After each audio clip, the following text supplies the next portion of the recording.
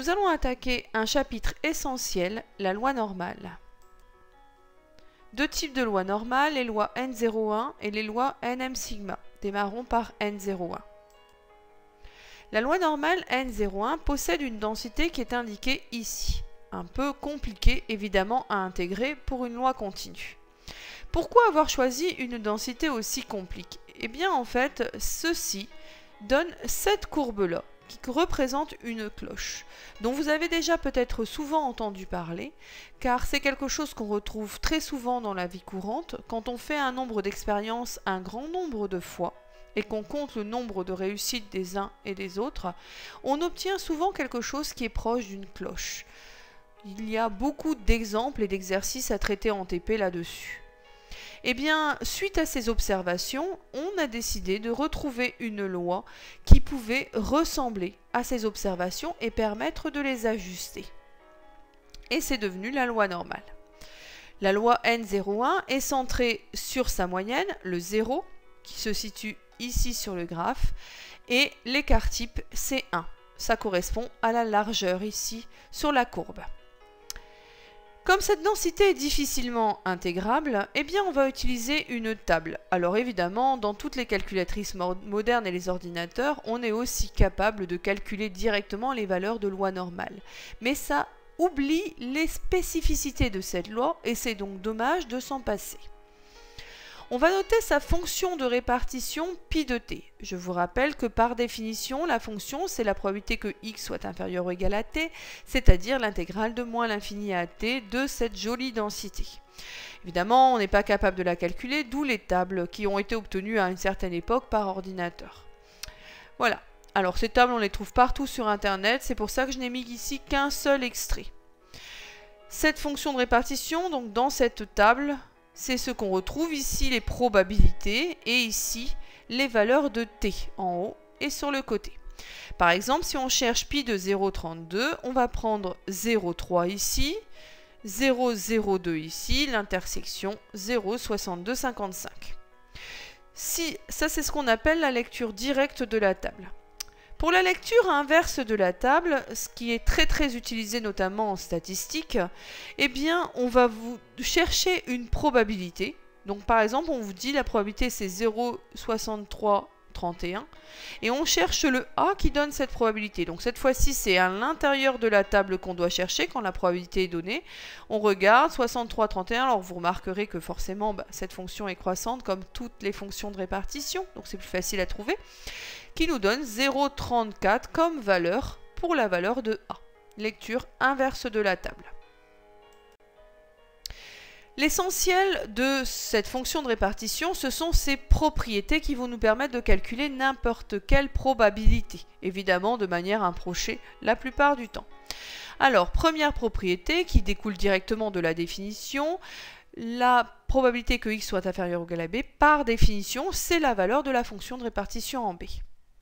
Deuxième propriété, donc qui est due à la décomposition de l'intégrale, donc la probabilité que x soit situé entre a et b, c'est la valeur de la fonction de répartition en b moins celle de la fonction de répartition en a.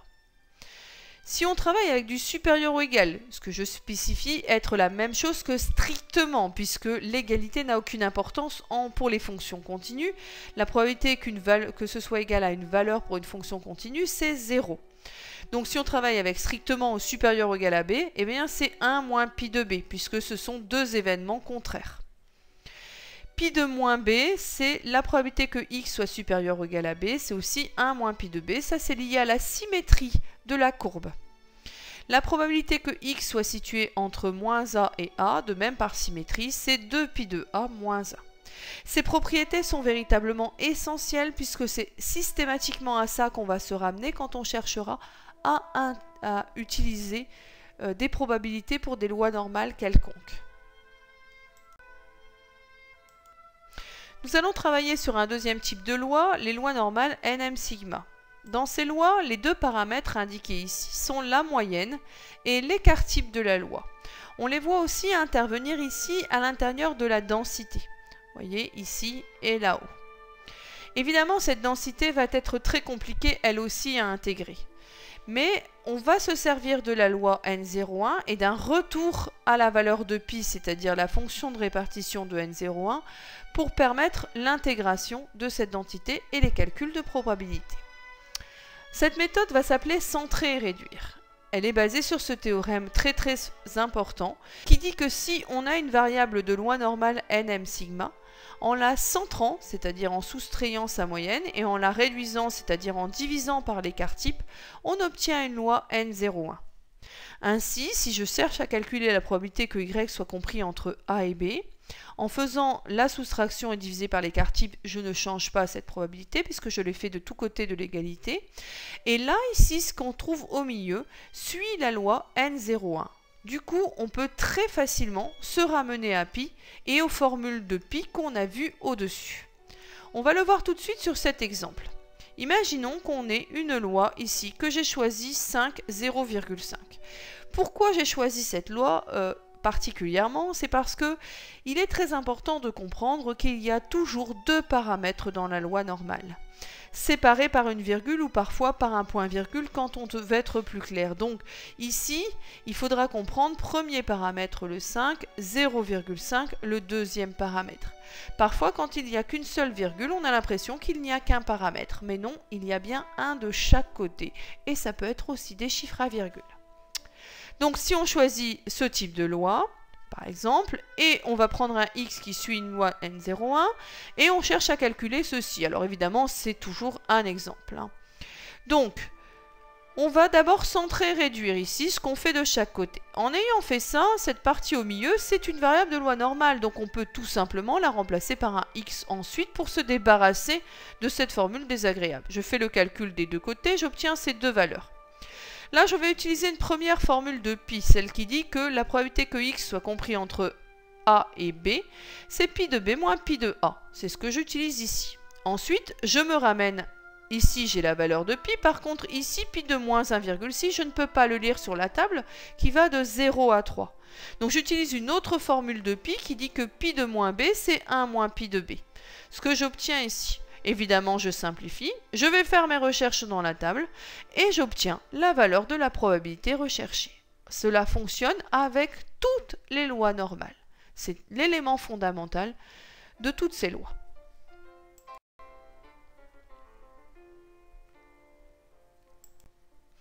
Alors, nous allons voir trois utilisations de ces lois normales. La première utilisation, c'est en approximation. Déjà, si np1-p est supérieur à 10 et n est supérieur ou égal à 30 pour une loi binomiale donnée avec les valeurs n et p comme paramètres, on pourra dire que cette loi est similaire à une loi normale, donc où on retrouve ici, bien sûr, la moyenne de la loi binomiale et l'écart type de la loi binomiale. C'était important que ce soit les mêmes genres de paramètres. Donc, la règle, avoir ici la variance qui est strictement supérieure à 10, donc suffisamment grande, et une valeur, un nombre de tirages aussi suffisamment grand. Donc on peut toujours, dans ces cas-là, approcher une loi binomiale par une loi normale bien choisie. On va faire un petit exemple pour voir comment ça fonctionne et à quoi ça sert. Donc imaginez qu'on lance 90 fois un dé, x c'est le nombre de 6 obtenus. Donc on va dire que x suit la loi binomiale de paramètre 90, un sixième. J'espère que vous aviez reconnu cette loi binomiale ici à l'intérieur de cet énoncé. Ici on a bien le nombre de tirages 90 qui est supérieur ou égal à 30. Quand on fait le produit qui est demandé, on obtient 12,5, c'est bien supérieur à 10. On va donc clairement pouvoir approcher le x ici par la loi normale. Donc avec les deux paramètres qui sont la moyenne de la loi binomiale et son écart type, calculé ici, ce qu'on obtient comme étant ici. À quoi ça va nous servir? Si on a besoin de calculer la probabilité que x soit inférieur ou égal à 20, eh bien on va pouvoir considérer que x suit une loi normale, beaucoup plus facile qu'une loi binomiale pour laquelle il faudrait que je calcule x égale à 0, x égale à 1, x égale à 2, x égale à 3, jusque x égale à 20, un travail harassant. Là on va utiliser un élément comme la loi normale, donc on centre et on réduit par les paramètres, et puis on se ramène à pi puisque ici on obtient quelque chose qui suit n01, et on obtient dans lecture de la table la valeur approchée. Alors évidemment ça reste une approximation. Vous allez me dire ben, le strictement est là, l'inférieur ou égal, il a de l'importance pour la loi binomiale, il n'en a pas tellement pour une loi normale, ou pas du tout puisque c'est 0. Eh bien vous pourrez constater que parfois on fait des ajustements qu'on appelle la correction de continuité, que je ne présenterai pas ici, mais que d'une façon générale ça reste quand même plutôt très efficace. Un deuxième type d'utilisation, ce sont les intervalles de confiance. Qu'est-ce que c'est qu'un intervalle de confiance? C'est un intervalle dans lequel on a une quasi-certitude de trouver la variable. On va donc le noter centré sur la moyenne, c'est-à-dire m moins quelque chose, m plus quelque chose, et on va se dire, ben voilà, on veut avoir la probabilité p de trouver notre variable x dans cet intervalle. Je vais traduire ceci en probabilité. Donc la probabilité que x situé entre m-a et m plus a doit valoir p.